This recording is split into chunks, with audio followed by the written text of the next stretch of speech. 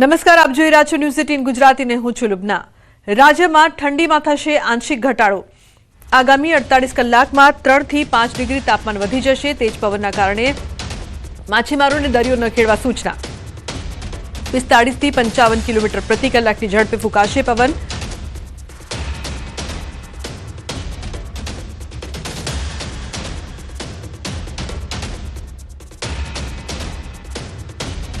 मतलब 29 जनवरी से लेकर 4 फरवरी तक मौसम आमतौर पर शुष्क रहेगा क्षेत्रों में।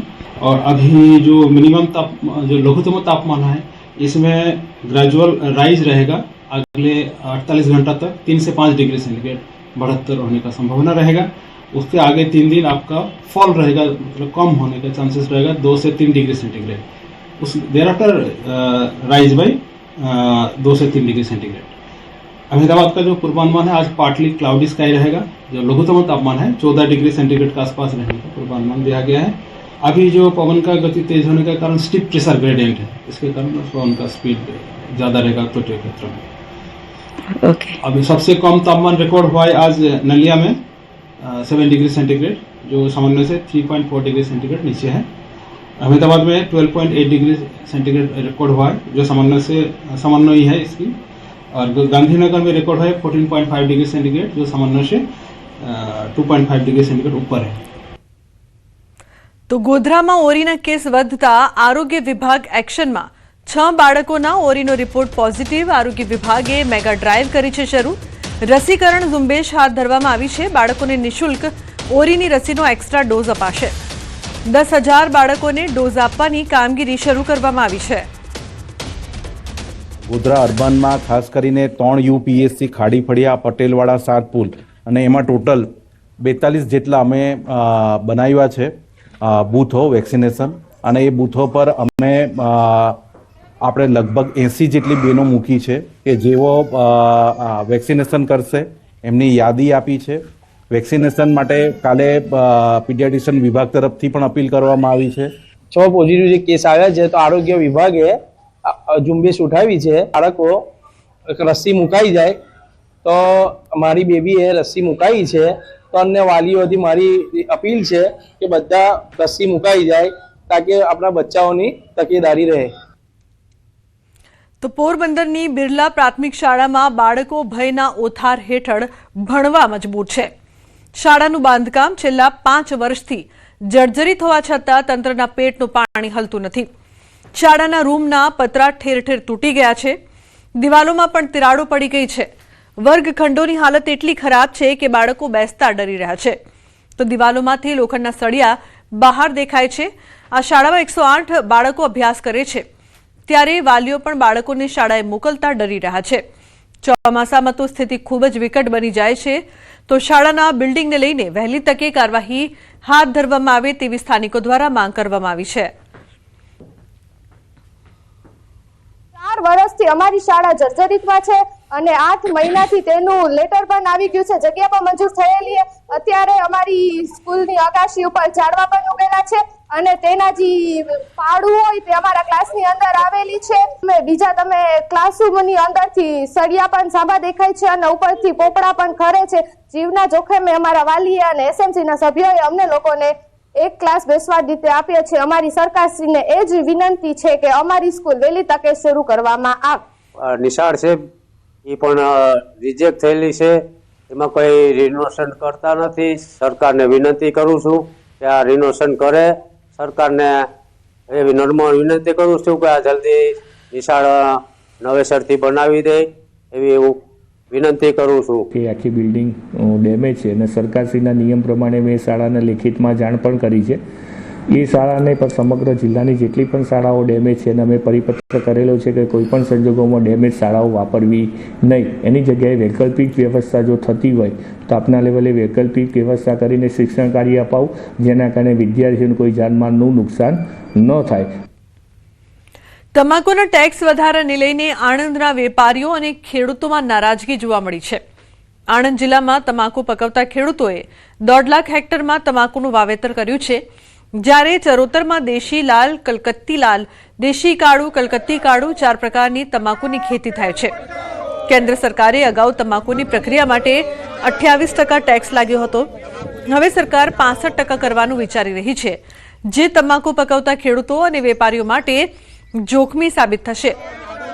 તાજેતરમાં સરકારની તમાકુ અંગેની નીતિથી ખેડૂતો પરેશાન છે. ટેક્સ, જીએસટી, સેન્ટ્રલ એક્સાઇઝની ડ્યુટી આ બધું સતત વધી રહ્યું છે, જેથી વેપારીઓને પણ તમાકુનો વેપાર કેવી રીતે કરવો તે પ્રશ્ન ઊભો થયો છે.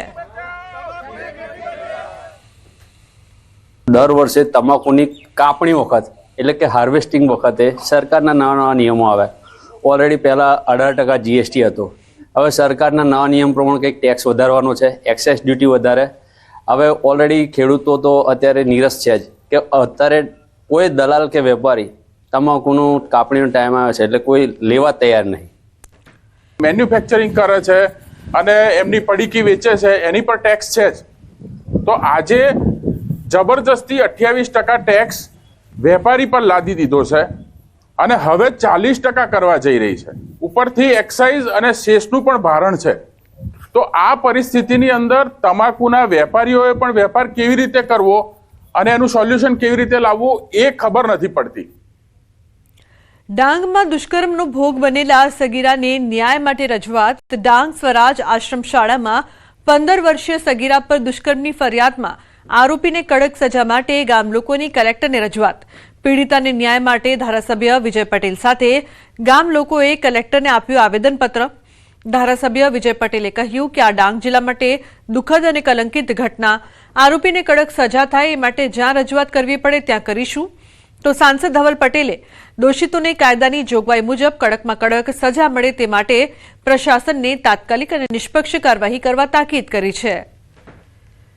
ખૂબ આક્રોશ છે કે આ ડાંગ માટે ખૂબ ખરાબ ઘટના બની છે. ત્યારે આ ડાંગના તમામ લોકોએ એક નિર્ણય કર્યો છે કે જે પણ વ્યક્તિએ આ ખરાબ દુષ્કર્મ કર્યો છે એવા ને એને સજા મળવી જોઈએ અને જે દીકરી છે દીકરીના પરિવારને પણ ન્યાય મળવો જોઈએ. એસપી મેડમને ખાસ મેં સૂચન આપ્યું છે અને એમને વિનંતી પણ કરી છે કે આ કેસમાં આરોપીઓને કડકથી કડક સજા થાય અને જલ્દીથી જલ્દી સજા થાય એના માટે પૂરી જોગવાઈ અને કાર્યવાહી કરવાની છે. આમાં કોઈ પણ જાતની બાંધછોડ અમે ચલાવી લેવામાં આવશે નહીં. અમરેલીમાં એક સાથે 14 સિંહ દેખાયા. ધારીના જંગલ કાંઠાના ગામમાં 14 સિંહનું ટોળું. વાઘાવડી ગામ નજીક 14 સિંહ એક સાથે દેખાયા.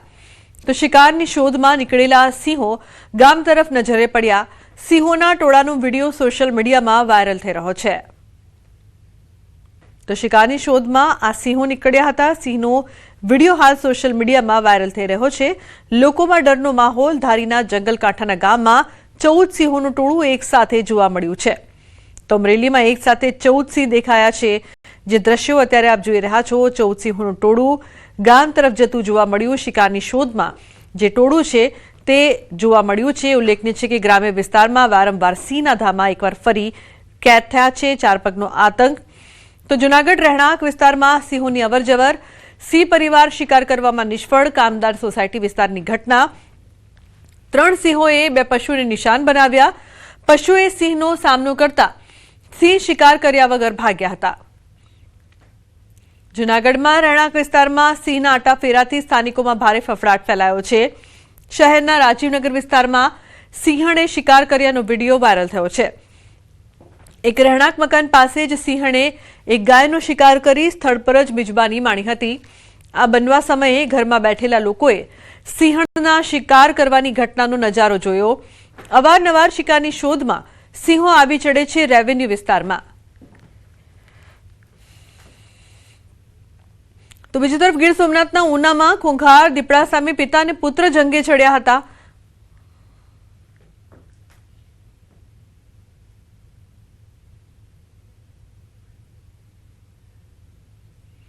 અન્ય સમાચાર રાજકોટથી જંગલેશ્વરમાં મેગા ડિમોલિશનનો મામલો. સ્થાનિકોએ કલેક્ટર કચેરીમાં નાખ્યો પડાવ. કલેક્ટર કચેરીએ મોટી સંખ્યામાં અસરગ્રસ્તો પહોંચ્યા.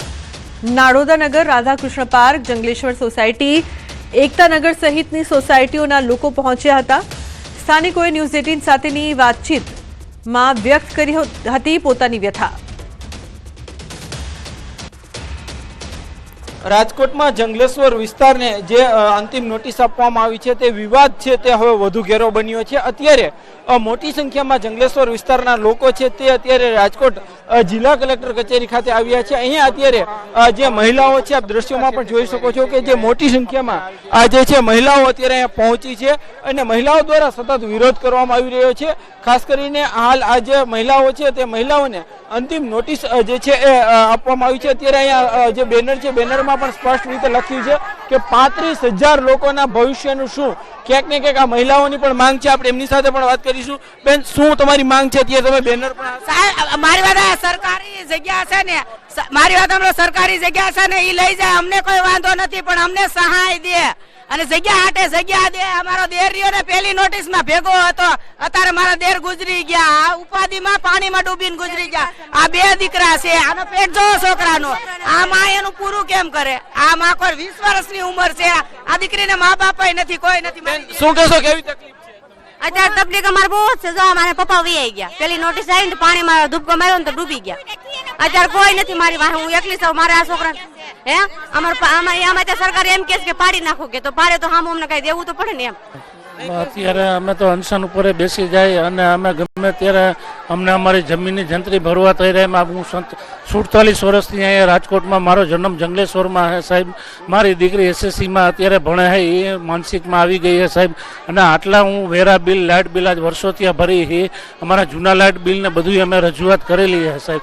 અમને જંત્રી આપો, અમને આશરો આપો, અમને વૈકલ્પિક વ્યવસ્થા આપો. અને બધા આટલા વર્ષોથી અમે પબ્લિક રહીએ છીએ.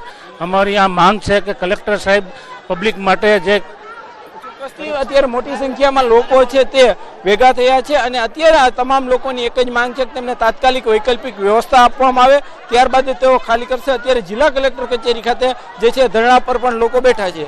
હાર્દિક જોશી, ન્યૂઝ 18 ગુજરાતી, રાજકોટ.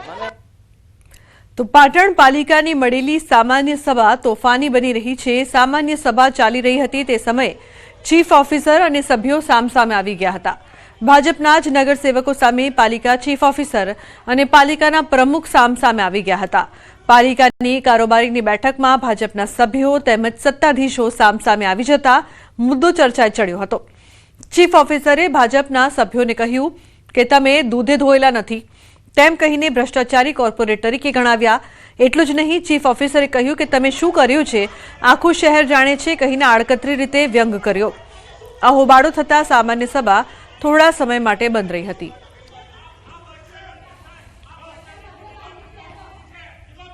મુખ્યમંત્રી ભૂપેન્દ્ર પટેલ ભગવાન દ્વારકાધીશના દર્શને પહોંચ્યા હતા. યાત્રાધામ દ્વારકા ખાતે કર્યું પાદુકા પૂજન. મુખ્યમંત્રીએ ભગવાન દ્વારકાધીશના દર્શન કરીને ધન્યતા અનુભવી હતી. તો ભગવાન દ્વારકાધીશના દર્શન કરી ધારાસભ્ય દ્વારા આયોજિત ચંડી મહાયજ્ઞ હાજરી આપવા પહોંચ્યા, જ્યાં મુખ્યમંત્રીનું ધારાસભ્ય પબુભા માણિકે સ્વાગત કર્યું. મુખ્યમંત્રીએ ચંડી મહાયજ્ઞની પ્રદક્ષિણા કરી હતી અને રાજ્યની જનતાની સુખ શાંતિ અને સમૃદ્ધિ માટે પ્રાર્થના કરી હતી.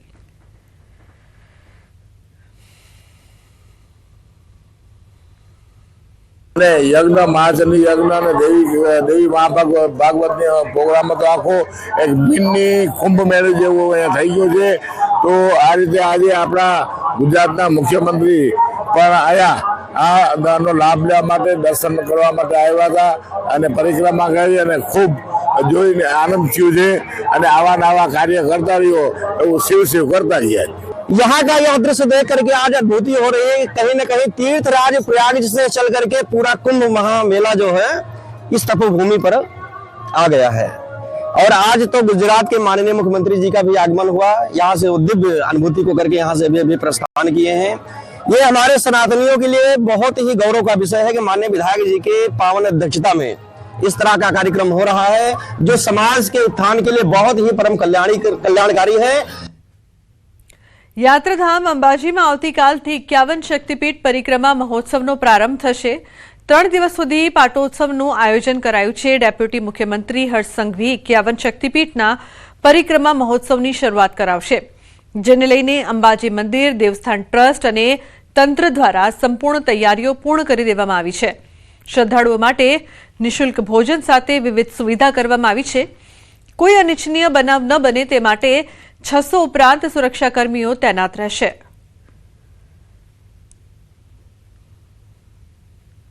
શ્રી 51 શક્તિપીઠ પરિક્રમા મહોત્સવનું ભવ્ય આયોજન કરવામાં આવેલ છે.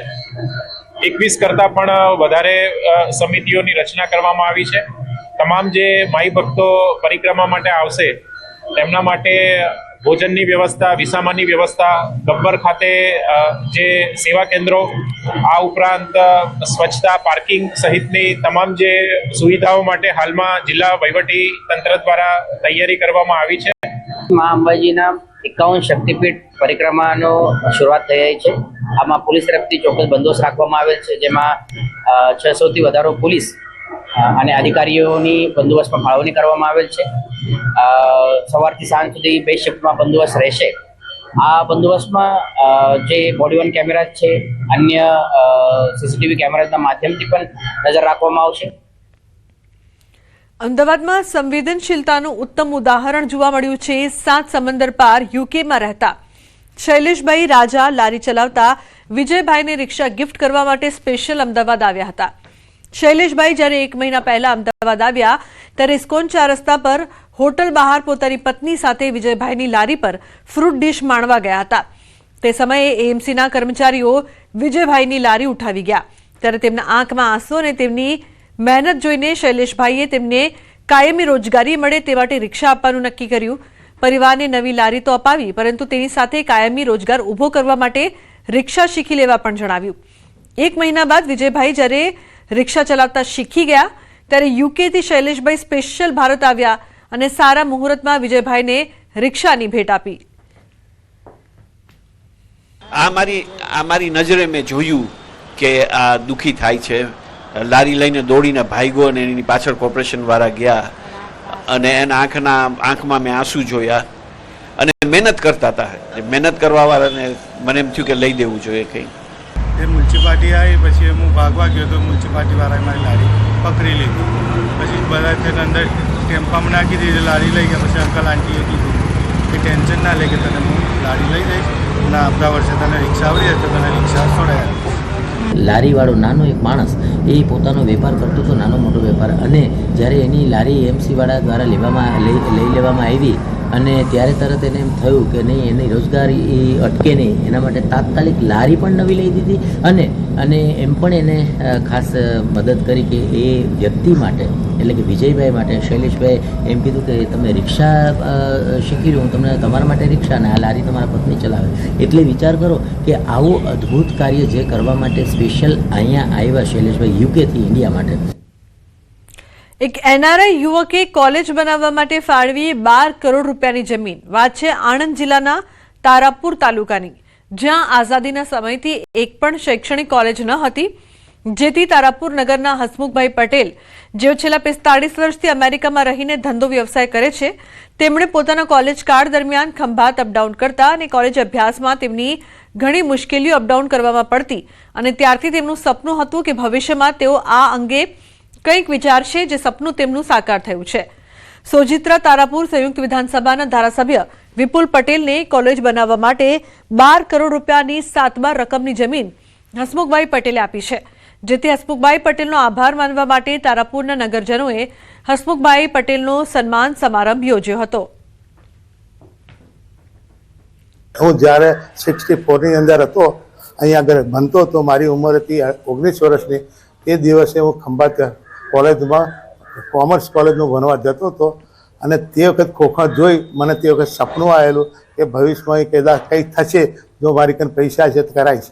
હું ત્યાર પછી હું 34 વર્ષનો હતો ત્યારે અમેરિકા જતો રહ્યો. અત્યારે અમેરિકામાં 45 વર્ષથી છું.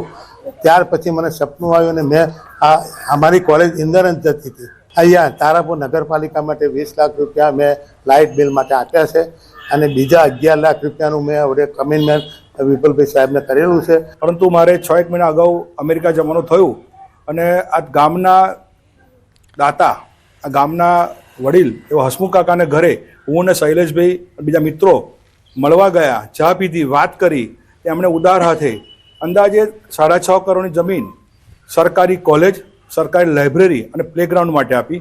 અંદાજે 4.5 કરોડની જમીન નગરપાલિકા ભવન, ફાયર સ્ટેશન માટે આપી છે.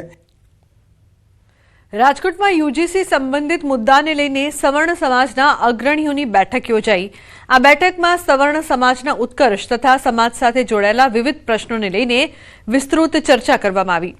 શિક્ષણ, રોજગાર અને વિદ્યાર્થીઓને અસર કરતા મુદ્દાઓ પર ચર્ચા કરવામાં આવી હતી। આગેવાનોએ દાવો કર્યો કે સવર્ણ સમાજના વિદ્યાર્થીઓ અને યુવાનો સાથે કોઈપણ પ્રકારનો અન્યાય થાય તે સમાજ ક્યારે સહન નહીં કરે। તો બેઠકમાં પાટીદાર સમાજના નેતા દિનેશ બાંભણિયા અને વરુણ પટેલ, બ્રાહ્મણ સમાજના અગ્રણી મિલન શુક્લ તેમજ ક્ષત્રિય સમાજના આગેવાન ટીકુભા જાડેજા સહિતના અનેક પ્રતિનિધિઓ હાજર રહ્યા હતા।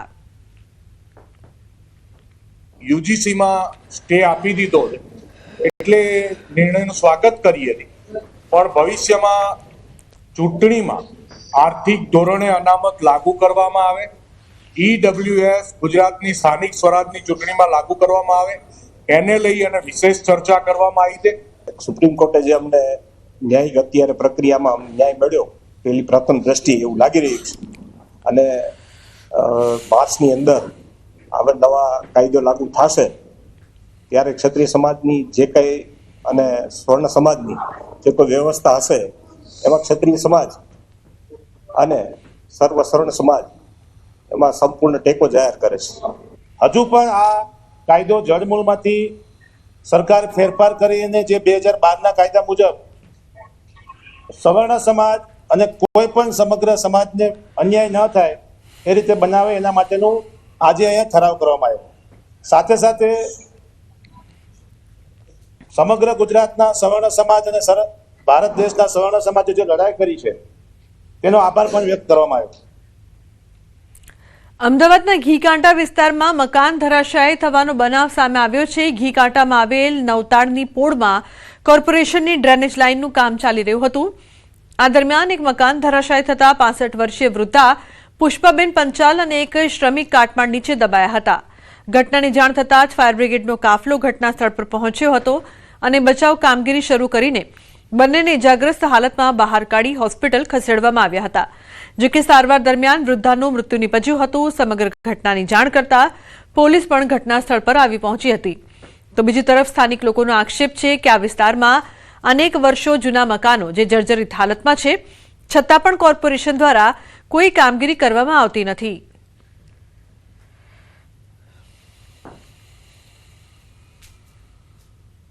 ઘીકાંટા મોટી અમામની પોળમાં એક મકાન પડ્યું છે, 2-3 માણસો દબાવ્યા છે। ફાયર સર્વિસને કોલ મળેલો, એ કોલમાં કામગીરી કરતા એક લેડીઝ અને એક જેન્ટ્સ બંનેને સલામત રીતે ખસેડી અને હોસ્પિટલ મોકલી આપેલ છે।